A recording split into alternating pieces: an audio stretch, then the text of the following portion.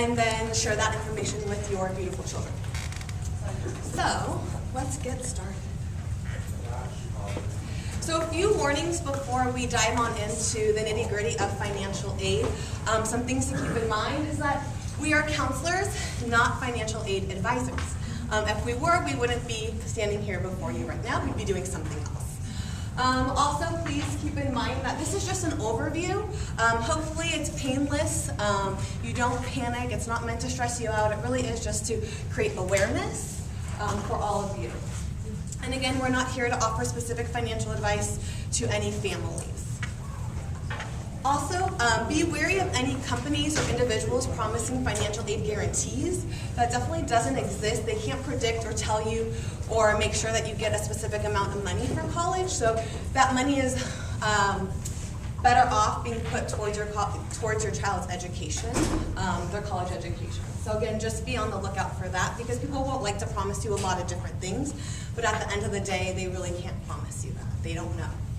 And then also in terms of like scholarships or gaining access to scholarships or scholarship lists, just keep in mind that you don't have to pay to have access to those websites or individuals. It's all free. Scholarship money is free, so you can find those same scholarships on other free websites, and I'll give you some of those as well as we continue on. So college cost. So college obviously can be expensive, but it's worth it. It's an investment at the end of the day in your child's education. So a couple key terms to keep in mind when you're looking at the cost of attendance would be your direct cost and your indirect cost. So your direct costs are going to be your tuition, your fees, your room and board.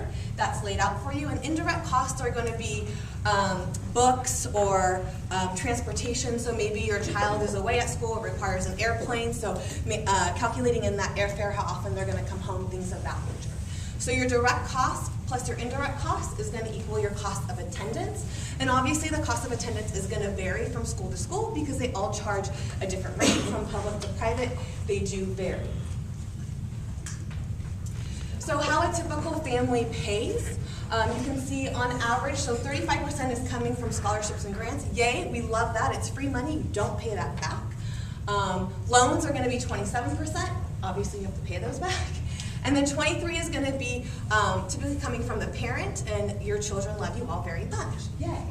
And then 11% will be from students, and then 4% is going to come from other means, and that can be like extended family, like grandparents maybe, aunts, uncles.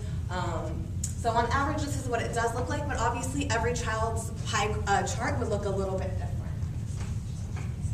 Sources of funding for college. So free money, what we all love and aim for, right? And that, again, you don't have to pay back. And that's going to come from scholarships, grants, and then work-study programs. So scholarships and grants are gifted aid, and then work-study, that's where the student can work at the college if they have a work-study program, and they can work towards tuition. So just another way to help reduce that cost for them. Assets and income, so parent and student income. If your student has a part-time job, that'll also come into play. And then savings plans, so 529s, a college fund, traditional savings plans. 529, a 529 plan allows you to obviously put money in. That money needs to all be used for education though. If you do take it out for something other than education, you do pay an additional fee for that. And you are able to earn money, and it is taxed a little differently as well. Don't panic if you don't already have one. It's going to be okay, I promise. But that is what a 529 is if you guys aren't aware or know that. And then other means as well. So if you have a rental property somewhere, other sources of income, that will come into play obviously too. And then loans, federal and private loans. So your federal loans are going to obviously come from the government, and FAFSA will map out for you what they will offer you. And then private loans are going to come from either credit unions or banks as well. So your expected family contribution, that's what you're expected to pay, your EFC. Once you complete FAFSA, any senior parents that have completed the FAFSA, cool. So you know what your expected family contribution is. Hopefully it was painless and not too many tears were shed. But yeah, Fun stuff. And so again, it'll be calculated using FAFSA. You can Google to see expected family income, expected family contribution as well, just to kind of get an idea ahead of time of what it might be, or right around what it might be. And then again, taken into account is the family, is the parent and student income as well. So again, if your student does have a part-time job, that comes into play. And then it stays the same regardless of the cost of the school. So your EFC doesn't change with that. So not to traumatize you all, but to give you some idea of what that might look like. So a family of 4 that makes $125,000 a year, your EFC would be $20,600. Oftentimes people want to know, like, what would it be if I wanted to pay 0? We free. $40,000 for a family of 4. So just to kind of put that a little bit into perspective, and not to scare you or make you fearful in any way. So what is financial aid? Obviously, it's the money that's used, given to the student and to the families to help pay or fund college. So again, scholarships, grants, loans, and work study. So we're going to dive a little bit more into each of those for you. So scholarships, again, you don't have to pay back. It's free money. It's what your students from freshman year onward can already start looking for as well. So it's either their institutional scholarships, and then there's outside scholarships. So institutional scholarships, starting with merit-based aid. So GPA and test scores come into play depending upon the school. Sometimes it's automatic consideration in the admissions process for that. And then sometimes there's an additional separate application for students. That's why freshman grades do matter, and they are important. Also, institutions offer additional scholarships depending based on the skill, unique characteristics, maybe a major, so fine arts, for example, if they're involved in drama or music or dance, film. Sometimes schools offer additional scholarships in that area as well. And then sometimes other scholarships in addition. So like Notre Dame, for example, has a scholarship specific to their school. University of Dayton has a Mariner Scholarship. Those are separate application processes for those. And again, something that students should take advantage of.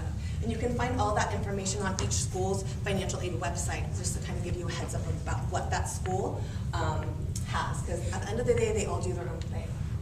And then outside scholarships, so civic and local organizations, religious organizations or your congregation, so church, temple, they might offer something as well. Your employer, so maybe your employer offers something for your students, for your children, so something to definitely look into. And then private lists, so those can be anything from like FastAidScholarships.com, Merit Aid. In Naviance, there is a scholarship search through Sallie Mae. There's also a scholarship list. So your students have access to all that in their counseling class in Blackboard. Underneath the external links, there's a financial aid and scholarship folder for them to look at. So they can already start looking. Mr. Fuller does an awesome job sending out scholarships. So you may have seen the most recent opportunity come through. It's a Pope Francis scholarship. So those get sent to students and parents as well, just to keep you in the loop. And again, you know, freshmen might think like it's too soon for me. It's never too soon. Any scholarship that applies to them, they should definitely go for, because there's no such thing as having too much money for college, right? So I'm going to hand it off to Mr. Fuller. We're going to talk about grants. More free money. More free money. Morning, everyone. Any senior parents in the building? Okay, good. So you guys are getting hit right over the head with all this, right? Which is good and bad. Any Cubs fans in the building?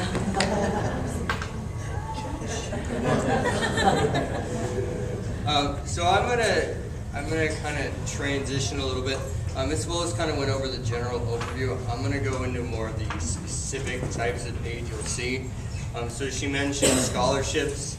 Scholarships hopefully is a very large part of the pie, because scholarships you don't have to pay back, right? And free money is good money. Especially in education. In California, we have a high cost of living, and in turn we have inflated incomes and everything, even though an income here doesn't necessarily match an income in other parts of the country, right? Because of housing costs and everything like that. So to help compensate for that, the California government started a program called Cal Grant. And Cal Grant is what it basically does is it provides a certain amount of financial aid, free money, to students based on the type of California institution that they attend. Now, Cal Grant it's both GPA based as well as income based. And the idea with the income based is that it extends beyond what federal grant programs will offer, and I'll get into the federal programs in a second. In other words, it gives money to students who normally wouldn't qualify for a federal grant, but then gives them the opportunity to get a Cal Grant. And depending on the type of institution being attended, the value of the Cal Grant differs. For example, at a Cal State, Cal Grants are approximately the cost of what tuition is at a Cal State. At a UC school, it's about $12,500, somewhere around there, and then at a private institution, it's a little over $9,000. So the variation depends on the institution of attendance, even though they're all considered Cal Grant programs. And part of that is to incentivize our students to stay in the state of California and to attend California schools, in turn get jobs in California and pay taxes in California, thereby closing the loop and bringing that money right back to the next generation of college students. For you senior parents, important information, you simply have to apply to FAFSA by March 2nd. Now, in the counseling office, we are going to encourage you to apply for FAFSA as soon after October 1st as you can, and Ms. Baum will get into the specifics of that in a second.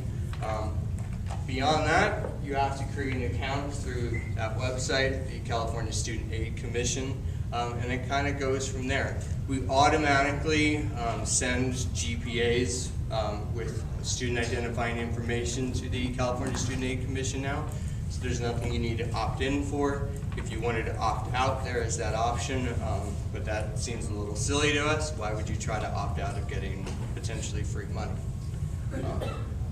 Going to kind of the federal level, there are two more well-known federal grant programs. The most popular is what's called the Pell Grant. It's need-based and it's for students of high financial need. It's not very common to see students at Chaminade receive the Pell Grant simply because of the level of income required, and again, because it's a federal grant, there are people in other parts of the country without inflated wages that are more likely to qualify for it. And then you have the Federal Supplemental Education Opportunity Grant, and that kind of goes even beyond the Pell Grant for students of very exceptional financial need. To date, I have yet to see a student qualify for that, at least in my case, though, from what I know. And then there's loans, and in a couple slides we're going to kind of go through not a pie, but kind of show you a chart on how all this money kind of gets calculated. But loans are definitely one of the more popular ways to pay for college education. And I listed three of the more popular ones. The most popular one and the first loan that is offered to students is what's called the Federal Subsidized or Direct Student Loan. And that term subsidized means that while the student is in school, the federal government covers the cost of the interest. In other words, if a student takes, say, $15,000 in loans through the subsidized program, the day they graduate, it's still $15,000. The interest is not accrued, which is really nice to think, okay, for those 4 years, the interest isn't continuously building, which is good. There are caps on the amounts you can receive through the subsidized program. For the first year, it's $3,500. Second year, it's $4,500. And for the third, fourth, and fifth years, it is a cap of $5,500. If a student requires more money after the subsidized loan is offered, then they'll be offered what's called the unsubsidized loan. Now, the name would say what it is, right? This loan is not subsidized, meaning that the federal government does not pay the interest, meaning the day you pull it, every month, the interest starts to accrue on this loan. And so by the time a student ends, there is more value to the loan than what was originally or initially pulled out of it. There's a cap on the unsubsidized loan, and that's $2,000 a year. And these are both in the student's name specifically. For each of these, the unsub and the sub, repayment begins 6 months after the end of graduation. My just general nice advice is start putting money in a savings account while the student's in college, even if it's $5 a month, and then you can use that and pay off a large chunk of it, and that'll start to bring down some of the liability of those loans right away. And you're also allowed to you're allowed to make interest payments on these loans while the student's in school as well, so that what they do graduate is what the actual amount was. Then you're going to hear possibly about something called a federal Perkins loan. This is for students with exceptional financial need, and it is a need-based loan. Whereas the subsidized and unsubsidized loans are provided by the federal government through their lenders, the Perkins loan is actually offered through the institution of attendance. So it's a little bit of a different format and setup. And the thing is each institution has a finite amount of money that they can use for this program. So it kind of is a first come, first served thing, and it's very institutional dependent and all that. Hopefully, you don't have to experience this, but in all likelihood, many of you will. The fourth kind of loan type is what's called the Parent Plus loan. And the name parent should indicate who's also liable for the loan, right? It should also say parent guardian, I suppose. This is a non-need-based loan. In other words, it's called a gap loan. After all the scholarships and grants and EFC and work study and everything else and other loans are put in there, if there's still a remaining cost of attendance out there, that's what the Parent Plus loan is designed to cover.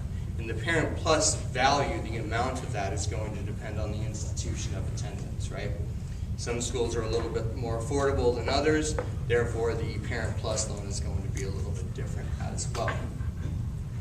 So in the previous loans covered, the student was the primary liability holder of those. For the Parent Plus loan, parents, you sign on the dotted line as well, and then your credit is affected if deferment or non-payment occurs.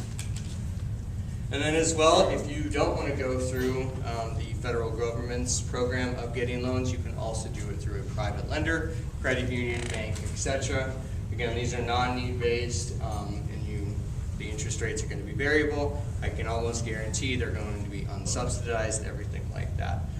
That's your prerogative, of course, but we definitely more encourage you to go start with the federal loans if necessary, and then if really needed, go to that bank section. A great program that many, if not most, schools use is what's called work study. Basically, the gist of it is the student goes to school, they work while they're there, part-time job, contributing to the school community. I know I worked in the library, I also was a referee for intramural games, and they paid me for it. And then I took that paycheck and I gave it right back to the school and paid down the liability that I had on the work study program. So it's a good way for students to have experience, get involved with the community, and then also help limit the amount of cost associated with their school.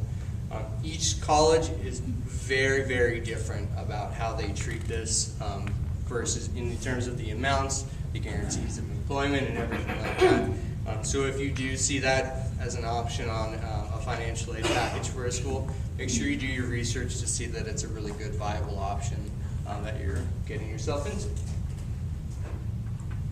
So this is kind of a chart just to kind of give you an idea of how all this stuff is figured out, right? At the very top, you'll see cost of attendance in red. So cost of attendance, of course, varies by school. Cal State's cost of attendance, if you're living on campus, is somewhere around $20,000. Whereas if you went to that school in downtown Los Angeles, you're looking at about $72,000, right? So the cost of attendance can vary wildly. The first thing a school is going to take away is scholarships and grants, right? So that could be institutional, that could be private, that could be Pell Grant, that could be Cal Grant, whatever it is. All of that free money is the first thing they're going to take away. If that covers the full cost of attendance, voila, you don't have to pay for college. Congratulations. In reality, you have the COA, you take away a good amount with scholarships and grants, hopefully, and then your second set of liability is your EFC or your expected family contribution. and whatever value that is. And of course, that's very income dependent, asset dependent, and everything like that. We'll talk about it in a second. You can actually kind of go on and calculate your EFC ahead of time if you wanted to. If those two things don't meet the full cost of attendance, then you go into the blue section, the work study, the subsidized loans, and then the unsubsidized loans. The student does not have to take any of that if they so choose, and you can kind of figure out your own way of doing it. But typically the subsidized loan is the first thing offered, and then so on and so forth. And then if those 5 have not covered the full cost of attendance, then you go down to the Parent Plus loan. And as I said, that's kind of a gap loan, right? So that covers the gap, the remaining amount, to fulfill the full cost of attendance. Okay, so one of the main or primary ways to apply for financial aid, if not the main way, is FAFSA. We're going to cover that in the next slide. Ms. Baum is going to go over that. Before we did that, we're going to talk quickly about CSS Profile. We as a counseling department encourage 100% of our students to apply for financial aid. And a lot of times that's because merit-based scholarships actually require the application of financial aid by that institution. So it is something that should take you no more than an hour or two to do FAFSA, and yet that could result in a lot of great money for you. In addition to FAFSA, there's a program called CSS Profile. It's offered through College Board, and it's only for a specific set of schools. Right now there's just over 200 schools that are participating in it. They're typically private. They're almost exclusively highly selective institutions. CSS Profile is also something you have to pay for. FAFSA stands for the free application for federal student aid. CSS Profile is something you actually have to pay for. And I listed some of the more popular schools that Chaminade students apply for that also require the CSS Profile. It's basically used to determine non-federal aid. And what that means is it determines the amount of aid that an institution will or can provide to a student. When you're talking about some of these schools like Notre Dame and Stanford and Yale and Harvard and everything, they have a lot of money, right? And because they have that kind of money, a lot of those schools can cover the full amount of aid needed through grants and scholarships, thereby limiting the loan requirements for students.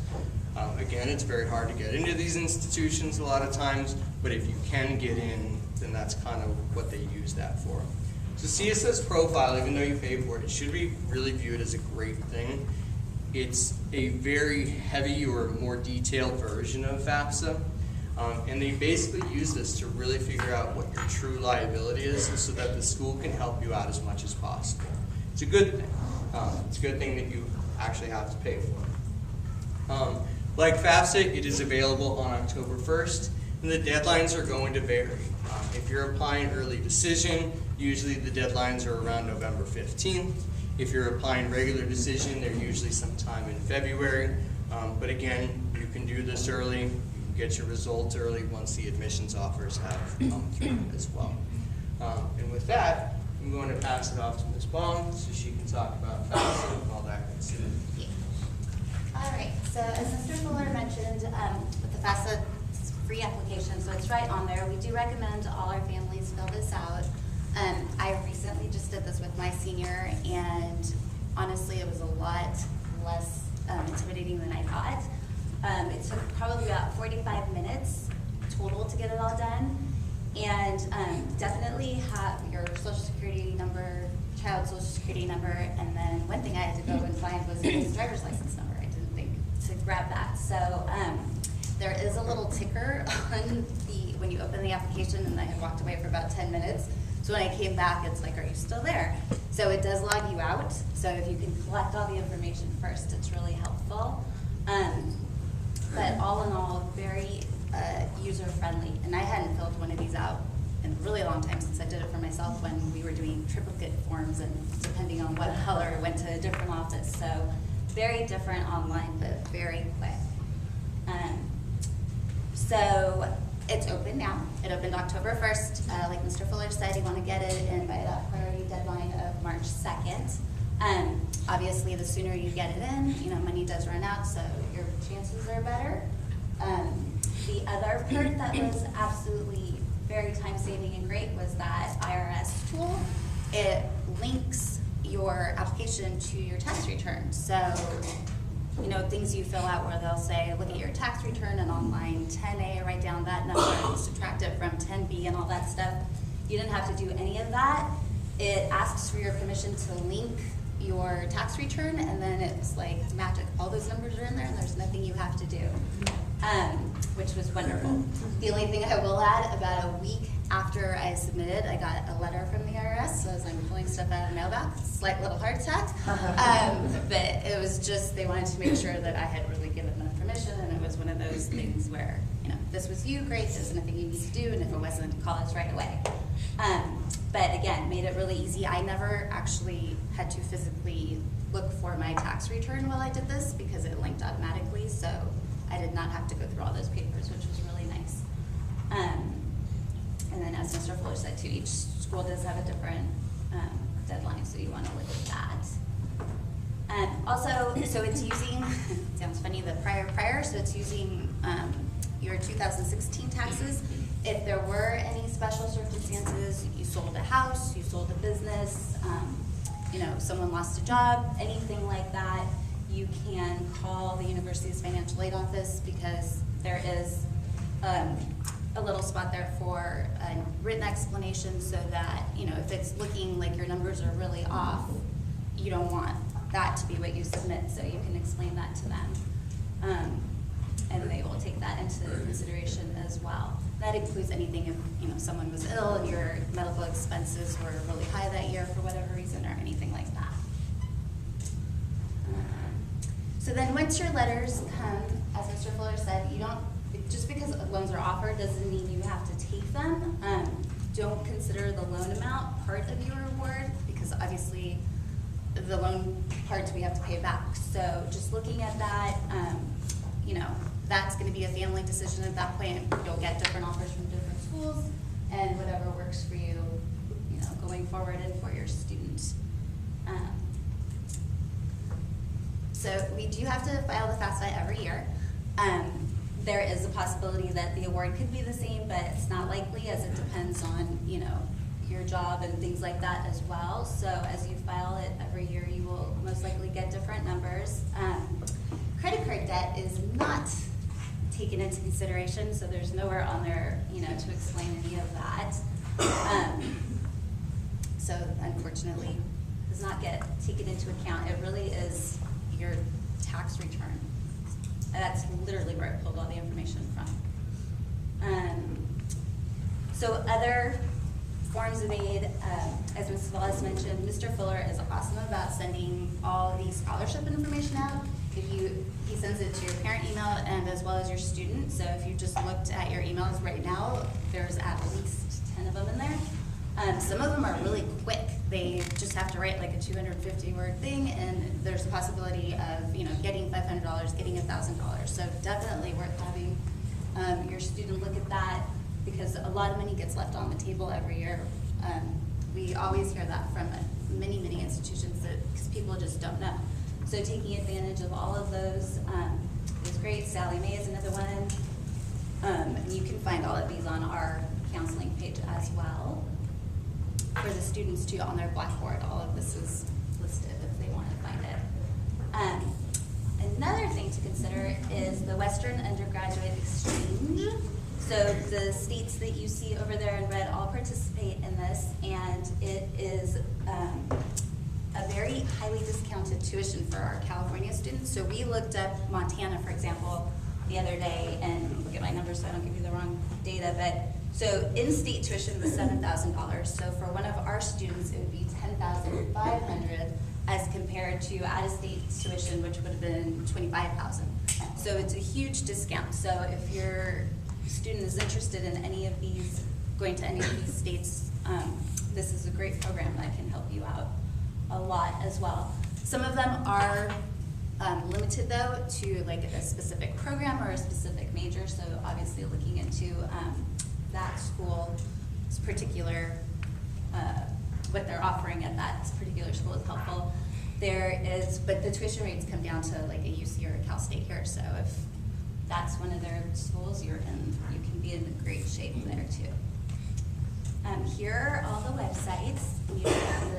These are all on our page as well, so don't feel like you have to scramble to write these all down. But everything is there, and when in doubt, Google. I think I sat down and did my FAFSA, I typed in FAFSA for Google and it came right on up. So this stuff is all on there and easy to find. And then we will all be here if anyone has any questions, anything we can do. Yeah, yes. When I did the FAFSA, I realized that there's only 10 slots available. Yes. My child is applying for 17 schools. How do I go about adding those schools on? So you've applied, you've signed it, you've got your EFC. Have you gotten your student aid report back yet? No, not yet. Okay, so you should have gotten it, because has it been at least 24 hours or 48 hours? If you log back into FAFSA, you can actually see your student aid report. Just make sure you have that, and then once you've done that, Okay. you can go in and you'll do what's called Make FAFSA Corrections. Click on that, delete 7 schools, add the 7 new schools, and then go through the process and hit submit again. Okay, Yeah. so when you delete those schools, it doesn't delete them off the system completely? Correct, They so still think of it have as their like, information? think of it as a group email, right? So if I send a group email to 10 people, Alright. and then, so they got that email. I Okay. delete 7, and I add 7 more people. Well, those original 7 still have that first email. The next set of 7 have the new email, and then those 3 just had a repeat email. Yeah.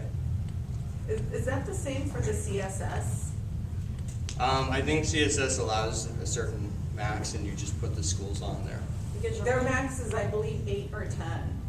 And then do I go back and delete again, or? You probably works like that, do you? Are you Well, aware? because you pay for each Yeah, that's- submission, and there's a small fraction of schools that do take the CSF, so I don't think you probably will max out.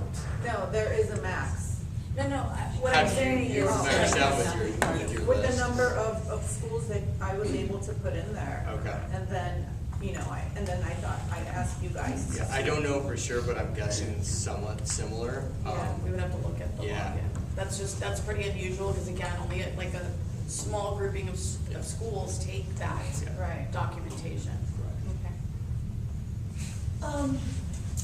It says, when I was working on my FAFSA, but you need to put a California school first as your very first one in order to get a Cal grant? So they actually changed this year. You just have to have a California school listed.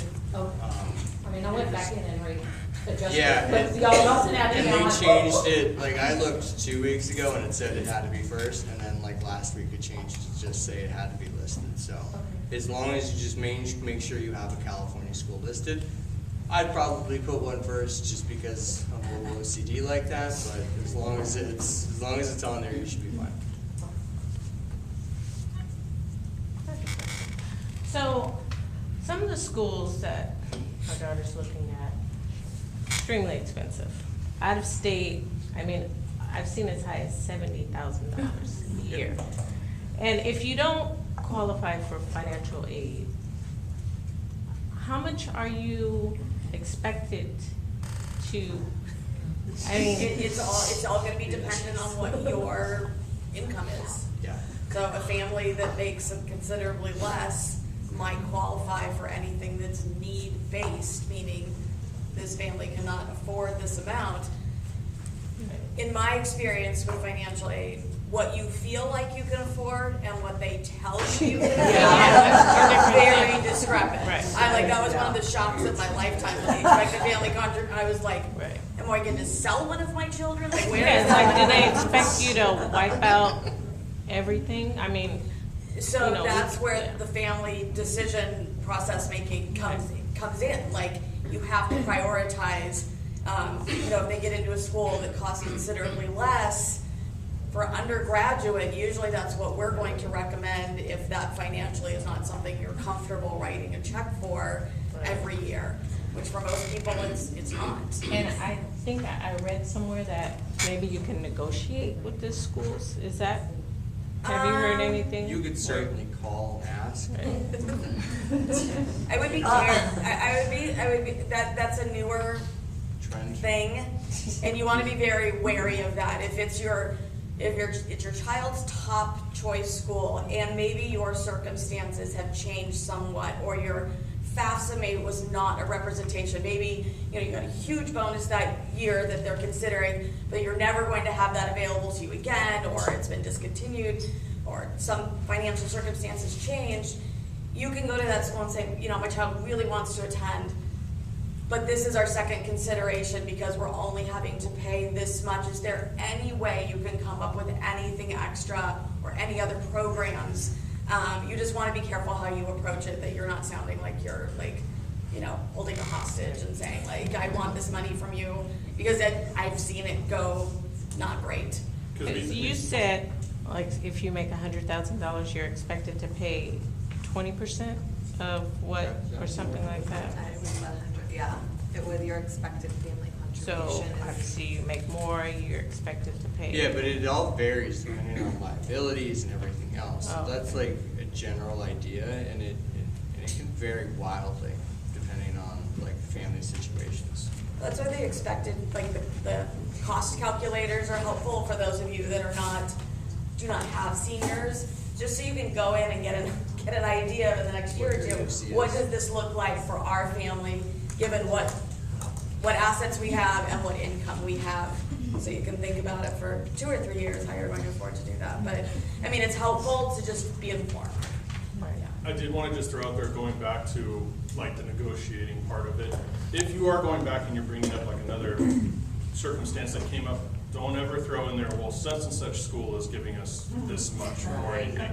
I've seen some experiences with that completely backfire, where the schools say, well, then go there. So, I'm just throwing that out there because sometimes you're like, oh, well, if I tell them that this school really wants them and that they're getting this much money, maybe that'll help. It will not, that will backfire. So just FYI. Also, the work study, I read somewhere on the internet, because it's the source of all knowledge. You should always fill out and say that your child is interested in work study, even if they're not planning on it, because it might open you up to other things. Or can you turn down work study if all of a sudden you're like, oh, I don't want to sign up? You can turn down work study, and you can turn down any loans as well. You're not obligated to take But any it financial is a good deal. thing, just mark it just in case. Just- It doesn't, I guess it doesn't hurt. Yeah, like I said, you can turn it down. Can you speak to the importance of standardized test scores in relation to how much merit aid that your child may qualify for?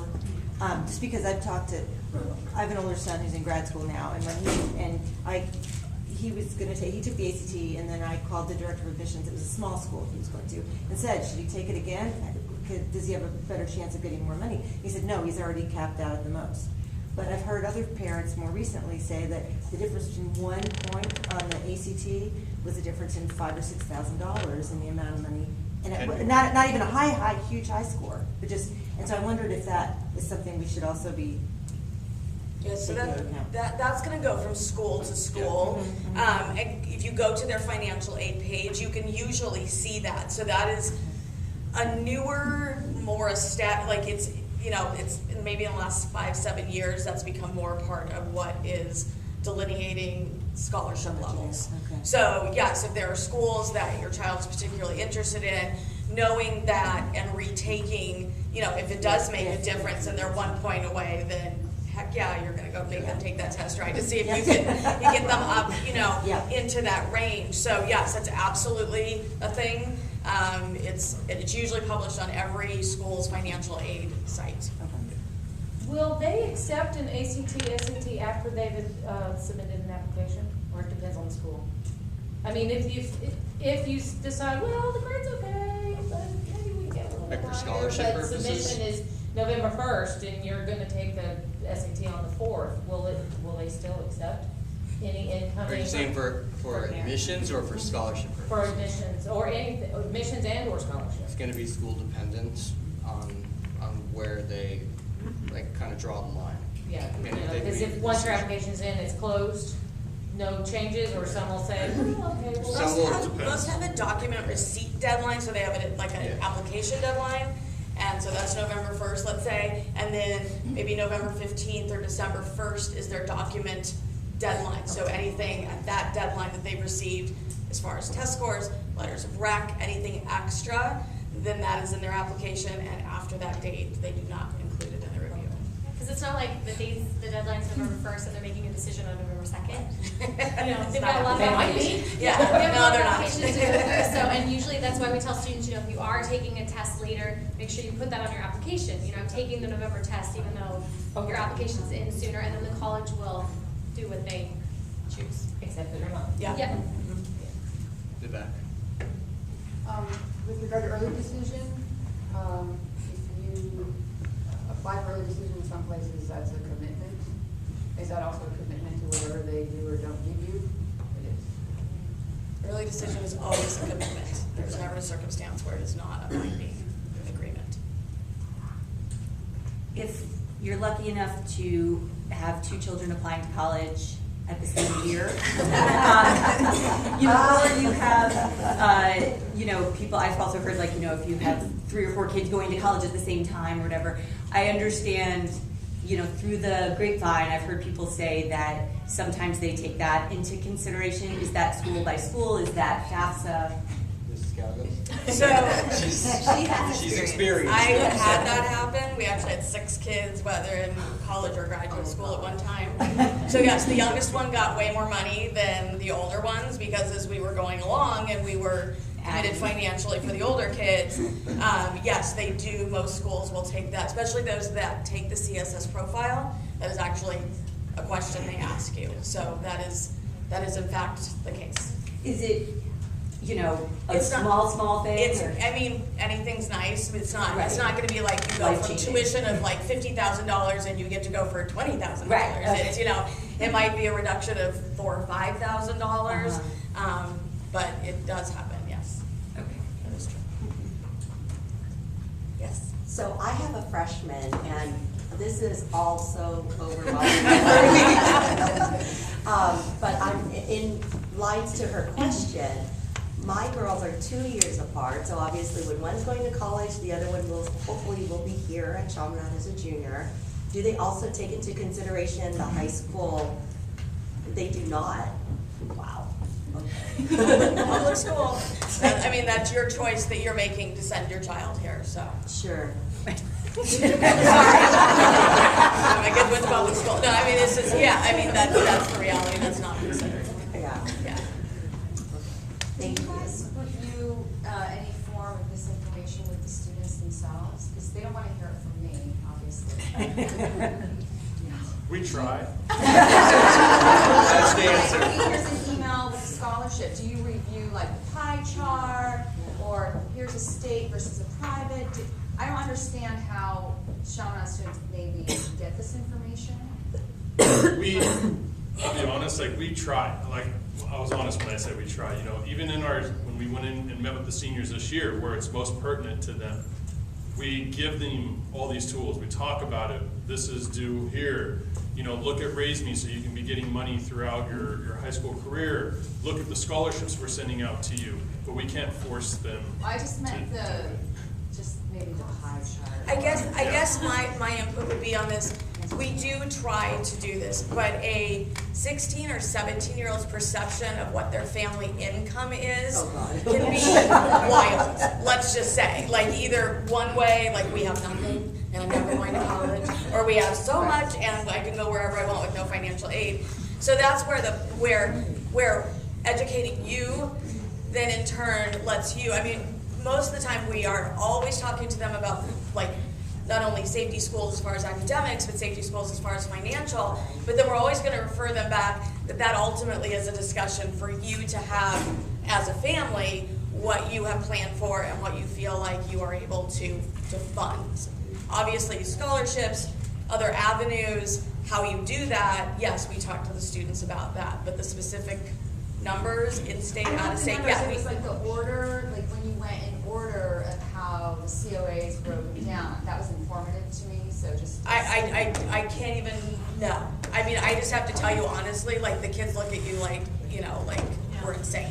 I think what we all try to do, the best way to describe it is like when we're talking to them about building a list and thinking about schools, we say, you know, talk to your family now, like 10th grade, 11th grade, so that you don't have your heart set on USC, that's $70,000, $80,000 a year, and then you are heartbroken when your family tells you, yeah, no, that's not gonna happen. Yeah. Right, and we don't necessarily, at the same time, it's a fine line because we don't want the kids to not apply somewhere because there are merit possibilities and things like that. We don't want to have them say, oh, it's too expensive, but at the same time, we do know, like, Ivy Leagues don't give any merit aid. You know, maybe you are in a situation where you're like, we have this much money, that's it. You know, so we want you guys to be realistic with them, so I think that helps more when you're sitting around at the dinner table talking about, you know, these are the options. Like, I mean, we all have seniors that are like, my parents have told me I'm applying to Cal States and UCs and that's it.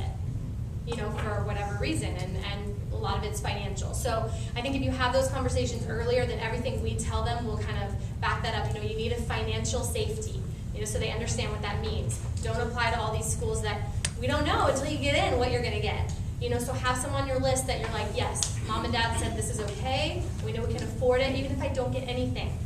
You know, let's have some on my list there that are those safeties, and then that might help. But what we also do is if we have schools where we have typically seen students in the GPA of the student we are working with, where we know typically that school might award a lot of merit-based aid, or that student has done a lot of service, then those are the kind of schools we will add to the students list and say, hey, you might think about this school, this school, this school. Typically, they're very generous with students that look like you. So that's the type of conversation we have as far as the financial part, kind of leaving out the number part, but making those suggestions. Yes? On the application, it asks for your child's income if your child has a part-time job.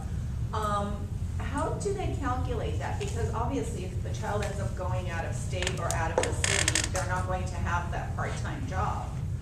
Is that calculated into the work study, or how does that work?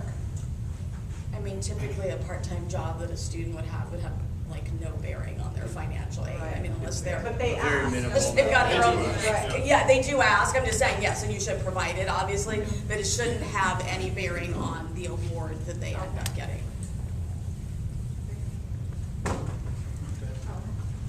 If a college awards a student 4 years of merit aid, do you still have to fill out the FAFSA every year? And will they still honor the 4 years of merit aid? And a lot of them are even increasing that aid as tuition also increases, so that the amount owed or whatever it is maintains the same. And that's given that they're meeting certain Academic requirements. requirements, Yes. correct, and behavior requirements and everything like that. But they'll increase the value of that grant or scholarship so that it goes up with the cost of tuition. And a lot of people don't like to hear that they have to do the FAFSA every year, but like everyone was saying earlier in the presentations, we always advise you to do it because you never know, right? From year to year, what is gonna happen with your family, what's gonna happen with a job, so it's a good thing to just get in the habit of saying, yes, I have to do it. Do you find with work study, not that I'm counting my son to provide us with money, but in that instance, do you find that basic middle-class families can qualify for work study, or is there a great need that you have to have in order to get work study? A lot of them can. It is. I've seen a lot in our So it's students, realistic like to think it financial might be packages. Yeah, it's a good program. Yeah. We're talking like thousands, $2,000. Yeah, I know, but It's anything not- helps. Yeah. Well, and it's working on campus, that's like the Yeah. best kind of job for a Well, I know, college it's student. good for them to Oh, yeah. be a part of all of that. Yeah. Absolutely. Back to the FAFSA for the kids in college. What's the deadline every year? Is it the same, March 3rd, when they're in college already? That's the priority. Yeah, Every March 2nd. school, there are schools that have earlier deadlines, like February 1st. Okay. So it's gonna vary from institution Because to mine's already, he's institution. in his freshman year right now, so Yeah. usually it's around March though, that you have to Yeah, fill but out I mean, again? typically now that you can do it in the fall, like I say, Do it. do it. Because the prior year, you've already filed the taxes, so everything's already set and ready to go. I've just been dreading doing it. It's not, Trying to put it yeah, off. yeah, it's Okay. not as bad as it once was, so. In the back? The scholarship announcements you send us, those are for, so if an underclassman applies and wins that scholarship, it's Yeah, for so when like they go to college? the Pope Francis one that was just sent out, I don't know if you guys read the fine print, that actually can be used here too, at Chalmers, so the freshmen through juniors can actually use it to pay for tuition here as well as in college if they want to delay it. So you can choose where, some of them are, give you a choice? If you receive it, yeah. But the scholarships I send out to underclassmen, freshmen through juniors, those are college scholarships that those students can apply for, absolutely. Yeah. When students are looking to go to college in another state, is there a time period that they could qualify to be in-state if they move there by a certain date? Or is it very like case? So typically, for an entering freshman, they have, if, the first thing they ask you is if you're graduating from a high school in that state. So anyone that's living here, California is your option. Now, there are families that own second homes, and that would probably qualify. If you have a situation where there's been a divorce and one parent lives in another state, that also would qualify the student. Typically, it's gotten increasingly harder to establish residency in a state where you really don't reside. So that usually can be a 1 to 2 year process with a lot of changes of documentation, so that it made it more difficult. I wasn't sure if like if you moved there at the beginning of the summer, then you would. No. No, it's at least a year. I Maybe the think. following year, yeah. Okay. But even then, I've seen schools that are bumping it back to like 2, 3 years. So you have to really want to live wherever that is. Should we, Going back to the Cal Grant, yeah. so all we need to do is fill out the FAFSA. And then nothing create else? an You guys account do on the everything else? California Student Aid Commission. Just log in, just so that you can monitor your progress. Okay. Yeah. Okay, so it's close to 9, so we know many of you have places to go. We will stay after to answer any questions that you may have. And thank you all for coming. Have a wonderful week.